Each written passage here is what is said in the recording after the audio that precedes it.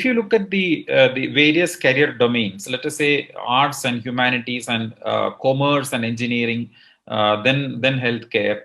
So there are different ways in which we can assess the students. And if you really want to look for a quality kind of student intake, my suggestion is to definitely go by the profiling methodology, where most of the foreign universities do, especially for the liberal arts and other sort of programs. For example, we do have a 5-year integrated program specialized in data science and mathematics.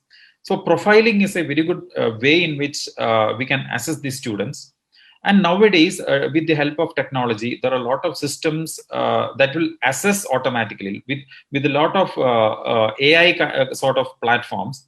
It is possible for us to create an automated assessment system. And finally, we can have a one-to-one discussion. Or there are universities like Shivanada University. They do have a faculty interaction. They won't call it as a kind of interview, but they call it as faculty interaction. And the department specific faculty, they will talk to the students after the shortlisting, so that the number of students whom they talk to will be reduced. For example, if you have 500s, you have maybe 100 to 150, and maybe a cluster of faculty members can talk to the students face to face. Then it becomes easy to ensure that the student quality, the intake is really good. So other than engineering and medical professions, other streams can certainly follow this kind of a methodology, where the colleges and institutions can ensure that the input is good, so that finally after 3 years or 4 years, the product they generate, that also is good.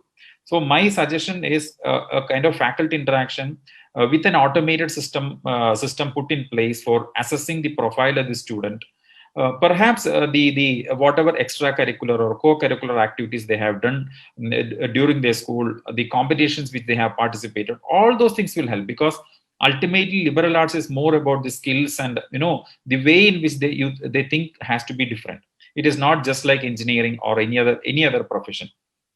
So that is one of the best ways which I would suggest. I think what Charu ma'am said about the historical data.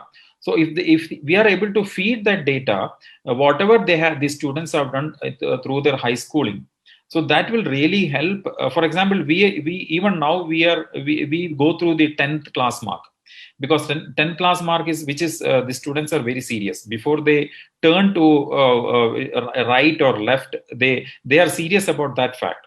So then it is always good to have a historical data, get the maximum data, and we can the first this thing itself, first shortlist itself, we can find out those who have filled up that kind of a historical data in the system.